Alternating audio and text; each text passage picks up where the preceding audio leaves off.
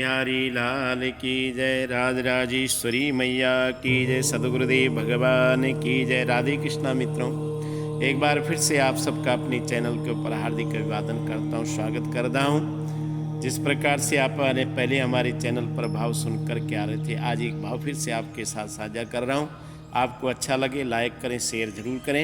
एक हिरण था, प्यासा होने के कारण उस जंगल में तालाब ढूंढने के लिए निकला और एक जगह उसे तालाब दिखाई देता और तालाब के किनारे वो जब पानी पीने के लिए जाता है और पानी पीने के लिए अपना मुख पानी में डालने के बाद जब वो पानी पीना शुरू ही करता है तो उसने देखा कि उसके पास में दाहिनी तरफ एक सिंह शेर खड़ा है और बाईं तरफ वो देखता है कि एक शिकारी अपने धनुष बाण पर अस्त्र चढ़ा करके शिकार करने के लिए तैयार है।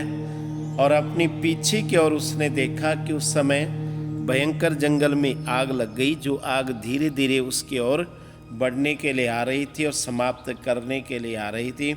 से हिरण ने देखा कि दाहिनी तरफ सिंह खड़ा है, बाईं तरफ शिकारी खड़ा है, आगे नदी है, पीछे अग्नि भीषण लगी हुई है। और ऐसी स्थिति देखने के बाद, ऐसी स्थिति प्रकट होने के बाद हिरण सोचने लगा, हिरण विचार करने लगा, अगर मैं बाईं ओर जाता हूँ तब भी मरता हूँ, दाहिनी ओर जाता तब भी मरता हूँ, पीछे जाता हूँ तब भी मरता हूँ, आगे जाता हूँ नदी में मरता हूँ। प्राण संकट होने के कारण उसने विचार किया, उसने चिंतन किया, प्राण संकट में तो आ ही गए, ये बात सत्य है कि मृत्यु बिल्कुल निकट है। लेकिन हिरण सोचता है क्यों ना मैं अपनी प्यास बुझा कर के अपने जीवन को समाप्त करूं, पानी पी कर के मृत्यु को प्राप्त हूँ। इसलिए उसने पानी पीना शुरू किया बड़े धैर्य के साथ और बड़े साहस के साथ। भगवान की ऐसी कृपा हुई, ऐसा भगवान या समय का ऐसी प्रेरणा समझो आप कि उस समय जोर से बारिश आने लगी।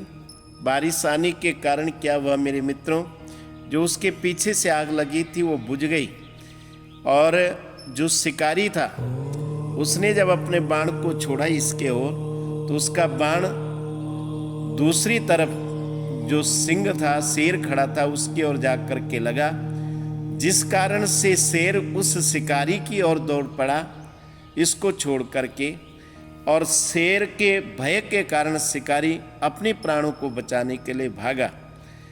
और जब हिरण ने पानी पीने के बाद अपनी प्यास को बुझाया और बुझाने के बाद उसने नदी से अपने मुख को बाहर निकाल करके देखा, उसने बड़ी विचित्र घटना देखी कि पीछे से जो आग लग रही थी वो बारिश के कारण समाप्त हो गई। जो दाहिनी तरफ या बाईं तरफ मृत्यु उसकी खड़ी थी, क्योंकि वहाँ से सिंह भी भाग चुका था, शिकारी भी भाग चुका था।